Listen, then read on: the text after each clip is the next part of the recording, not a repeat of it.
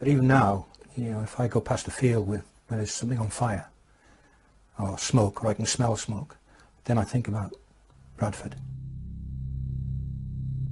I can see the orange of the flames. The game is actually stopped here at Valley Parade, and they're running out of the ground now from that far end at this moment. People are spilling onto the pitch, and we can see the flames going up into the air there, and people are running around. They're running around beside us. They're running around all around us, and people are saying, get onto that pitch.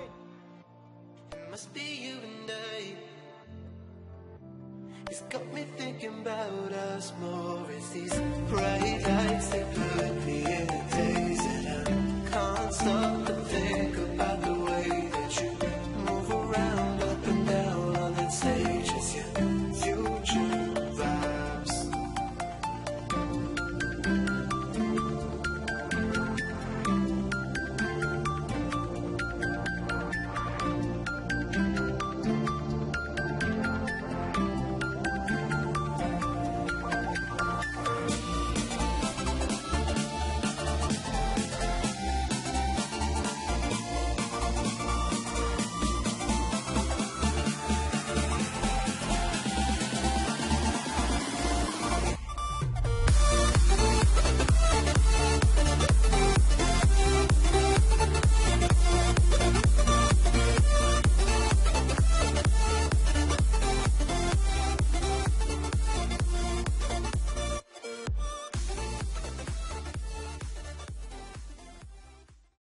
Hey guys, Sam here, welcoming you back to the Bradford City Road to Glory career mode, and welcome to the Premier League. It's going to be a jam-packed episode today, transfers and our first game of the Premier League live later on in the episode, so make sure you stay tuned. But the first order of business was selling on James Hansen, who I gave the remaining wages to last season to boost up our transfer budget, and that's what we're playing with this season so far. 1.6 million with 10,000 in the bank. Of course, that's adjustable. But the first order of business, as far as buying, was to get Lloyd Isgrove permanently, and I inquired about him, and it was 1.3 million. But when I scouted him, he was only about 700,000. So I wanted to see what exactly Southampton wanted, so I offered just above their 700,000, sorry, and then I took to the free agents because I realized that I wasn't going to be able to sign quality actual players. I'm going to have to go into the free agents, and two of them caught my eye straight away, Paul Ingram being one of them. A centre defensive midfielder, 18 years of age, looked very, very good.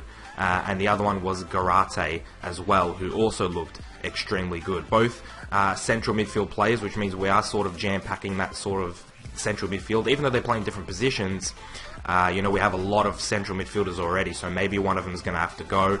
Quite cheap, Ingram, 2,000 on wages. Garate the same, 4,000. You see a couple of these really talented free agents, costing about 9,000-10,000 a week, just unable to afford them. We get an offer for Andrew Davies, and I really thought long and hard about this. I didn't expect to get any offers for him. I thought he'd be someone who could just put on the bench, but at 63 rated, 31 years of age, I thought that now was probably the best time to sell. He was our captain in the first season, our vice-captain in the second season. Now he's not at the club anymore, and I knew that we had to bring in a decent centre-back now, because we had Jang Hyung-soo, we have Routers who can play in centre-back. Of course, he's 63 rated, he's grown a lot since the first season, but I thought if we could get another centre-back, a solid partnership, and move on from there, Routers could be a good centre-back, backup, and going forward, I think that would be a solid way to shore up our defence and shore up the hole that Andrew Davies left. Southampton agreed to a 1 million offer for Lloyd Isgrove, which means we could finally bring him in permanently, and all the while we are signing the free agent Paul Ingram, really brilliant centre defensive midfield, 18 years of age, very well-rounded stats, as you will see in a minute. Decent physical stats, of course. Very well-rounded skill attributes. He's got a good pass on him. So 66 rated, 18 years of age. He's already one of our highest rated players. It'd be good to see him go forward. As you can see, Andrew Davies did get sold on, and Julian Garate is our second free agent signing in an attacking mid position, 19 years of age, a bit older, and 64 rated, so a little bit less rated. So as far as him versus Ingram, Ingram's got him beat. But that's it. That's so far what I've done in the transfer window. You're going to see the Spurs game today and some other transfers live. So let's get into that right now. Let's play Spurs, see how this team cracks on, and I'll see you guys in a bit. Alright guys, I hope you have enjoyed the transfers so far, and I hope you guys agree with the decisions that I've made. This is what the team looks like at the moment. It's Akpom and Gallagher up front. Ingram behind him, yes, he's a defensive midfielder, can play all over the midfield, the central midfield, and I feel like he might be a bit better suited than someone like a Billy Knott, but I can always interchange him if I need to. 66 rated, already one of our highest rated players in the team. He just slots in very nicely. I like Ingram, like the look of the kid. Hopefully he can be something special for us. Then you've got Little in defensive mid. He might be dropping off towards this season, and we might be pushing Ingram back in defensive mid and bringing Garate in attacking mid. So whenever Little starts decreasing actual overalls, that's when I'm going to make the change, and Garate is going to come in at attacking mid, Ingram's going to push out to defensive mid, and Little's going to take a seat on the bench.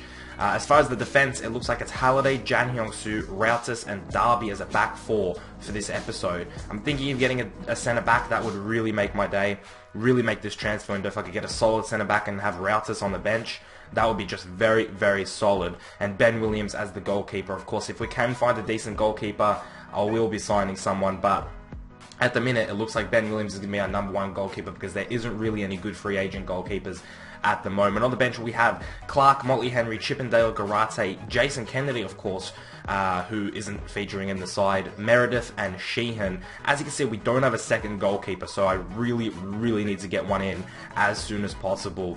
And if it's Ben Williams on the bench, or if it's we're just bringing in a low-rated young goalkeeper, I'm going to have to see what exactly happens. But that's the team that's going to take on Tottenham Hotspurs. So let's get into the game.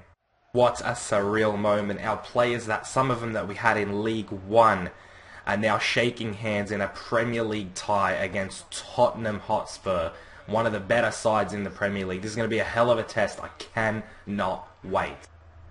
Ingram now opens up the field for Gallagher here, stumbling over my own words. Gallagher, come on, get the shot off, son. No, Gallagher, please, get up.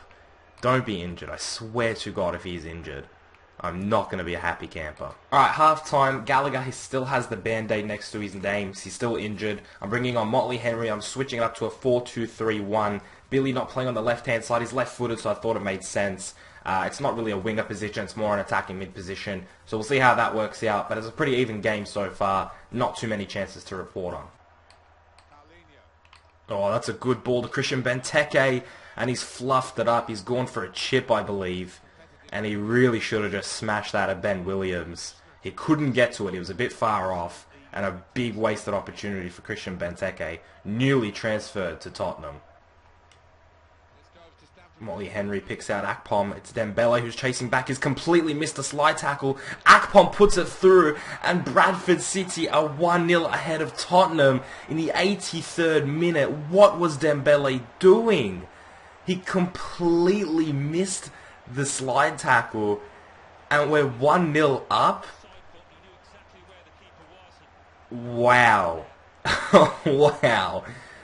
Are we really going to pick up 3 points against Tottenham Hotspurs in our first Premier League game? Chuba Akpom does the business, easy as he liked, but what was Dembele doing? And there it is, full time, and an upset on our first game.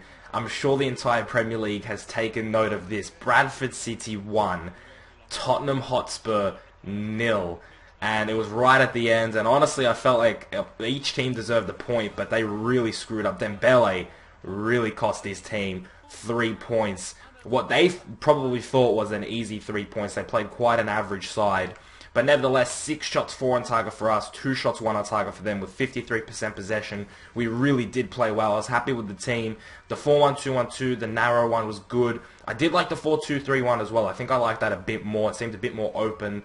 Hopefully if we get Lloyd Isgrove before the next game, we can put him in the team and see what he's like. Because I'm only going to play 1 game in this episode, and then we'll continue to a regular 3 games an episode or 4 games an episode next episode. But yeah, we still got a bunch of transfers to look at. Also, the man of the match for this game was Chuba Akpom, who scored a goal. Of course, the MVP is still a thing. Season 3 is still a thing. Chuba Akpom was a tied MVP last season, a co-MVP if you will, and he started this season off very well with a vote in the first game. Motley Henry with a 7.5, Halliday and Jan Hyung-soo played really, really well.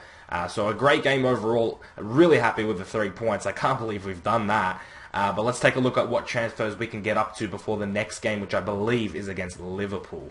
Okay, so Lloyd Isgrove has accepted terms of 8,000 a week and 1 million was the transfer sum. So all up, that leaves us with 10,000 left to play around with a couple of these free agents and see what we can get. But that is a very good deal. Two-time loan signing Lloyd Isgrove has finally joined the team permanently. Welcome to the club, Lloyd. Alright, so I was looking at a free agent, Attila Fiola, 26 years of age, 6,000. I have no idea what his overall is at all. I'm taking the gamble here. I am taking a risk signing him and leaving 4,000 left to maybe sign a backup goalkeeper. Attila Fiola is our centre-back. Let's take a look at the rating and see if he will be a first-team player. Okay, so as you can see, Fiola is a 66 rated centre-back. Very happy with this overall. Let's take a look at some stats. Great physical stats, 75 acceleration, 68 sprint speed with 79 stamina, and he's got 70 slide tackle and 69 stand tackle. So overall, I feel like I've done pretty well here. 6 foot, can play defensive mid and right back as well with a medium high work rate. Everything looks pretty good to me. 6 foot tall, great work rates for a centre back. Maybe if I had a low high, that would be really, really good. But medium high, versatile, great physical stats, good defending stats. I think I've got a winner here with Fiola, and paired up with Jan Hyung-soo, they're a decently pacey, good defensive partnership, and they're tall as well. So I like that. I like that signing. Rautas then gets dropped to the bench, but he's still going to be a very important backup, and of course McArdle if we need him. And as you can see, big boy Lloyd is on the bench. I don't know who I'm going to get rid of. I think I'm going to get rid of Sheehan. I'm going to put him on the reserves and keep Meredith as a sub. I love Sheehan's free kick accuracy, but past that, I can't see too much with him. So yeah, we're going to get Lloyd Isgrove, and we're going to find a place for him. I'm thinking at the moment, while Gallagher's injured, we play him in a right forward position. You guys will have to let me know in the comment section where you want to see Lloyd Isgrove and what formation you think I should be rocking. Should I go with a 4-2-3-1 with the attacking mids, play Isgrove as a right attacking mid? What striker should be the number one? Should Akpom now be the number one striker? You have to let me know in the comments below, because this is a dilemma now. We have a lot of good players trying to fit them in. Does Little need to be dropped after his amazing last season? What do I have to do? Let me know in the comments, because I haven't recorded the next episode, and I want your guys' input going into 2 really difficult games next episode against Liverpool and Arsenal. So please, get your comments down below. Let me know what I should do with the team. Right now, I'm going to keep it like that and just continue and hopefully find a backup goalkeeper. Oh, and by the way, Gallagher's injury is very minor. It's just 1 week, so it's not too bad. Okay, so I found Hernan Perez, an 18-year-old goalkeeper. Now, I already know this guy's not good. It did show his stats, and these stats aren't good. I think they're like 60s for goalkeeping stats. I am purely bringing this guy in as a backup, and he's pretty cheap. And he's going to be our final signing of this window at least, because it doesn't look like I'm going to be able to afford anybody else. Let's take a look at his rating. He is indeed just 58 rated. Not the best goalkeeping stats, actually a bit better than I thought. 62 and 61 for reflexes and diving, not the worst. He can come in whenever we need him as a backup. But as you can see, Gallagher's already, healed up from his injury, so I really don't know what I should be doing with the bench, with the subs. Is Clark now in the reserves? What the hell is going on, guys? You guys have to let me know who you want to see. Who do you think? Should Molly Henry now get a spot on the reserves? Because we have a lot of great players. I actually have transfer listed Jason Kennedy, so if he leaves, that'll be good, because I can just put Gallagher or whoever it is on the bench, and now it just seems like I have one too many players. It feels like someone on the reserve is not going to be deserving to be on the reserves. Whether it's Motley Henry, whether it's Kennedy, whether it's somebody. But if Kennedy goes, I think it'll be evened out. But you guys let me know formation and what players you'd like to see in the comments. I'll be reading all of them. I'll respond to all of them, letting you guys know what I think. We can discuss it, and we can finally pick our team going in long term into the Premier League. And just to show you guys what exactly I'm dealing with next episode, we have an away game against Liverpool, a home game against Arsenal, and that wraps up the summer window for us. And then going into the next month, we have a very easy run with Palace, Leicester and Sunderland. So hopefully we get a bit of a break. I'm thinking maybe 3 or 4 games an episode. I'm still undecided as to what I want to do. Depends if they're live and depends if they're post commentaries. But of course, I will wait. I won't record the next episode. I will wait for your guys' input down below, and we'll see what we can do. We will come to an agreement. We will come to terms. But this has been a really fun episode to not only make, but to record as well. I hope you guys did enjoy the little intro thing that I did at the start. I hope that, sort of emphasized and hyped up the Premier League. I can't wait to get into the Premier League and play some games, improve this team over the next couple seasons, and run it into FIFA 16. So this is it, guys. This is the Premier League. This is what the Bradford City Road to Glory career mode has amounted to. I hope you guys are enjoying this series. Smash a like on the video if you did. Subscribe if you're new around here. Make sure you go back and watch the journey because it's been a hell of a journey. It's just been incredible. I can't wait. I can't believe we're in the Premier League, and I can't wait to get stuck in. So let me know down below again the teams that you want to see, the players that you want to see. And before we leave off, that's what the league table looks like. Chelsea right at the top, Everton and Norwich all the way at the top. They've all played 2 games. So have West Brom, Swansea. A bunch of teams have played 2 points. But as you can see, we sit in 8th. So not bad. If we could finish there at the end of the season, that would be insane. And also the MVP runnings at the end of the episode, of course, as I was saying before. All the stuff about leaving likes and stuff like that, comment and everything, subscribe. But yeah, that's the MVP running. Just Akpom's the only person with a vote so far. We've only played 1 game. I'll see you guys in the next episode very, very soon. Keep it real.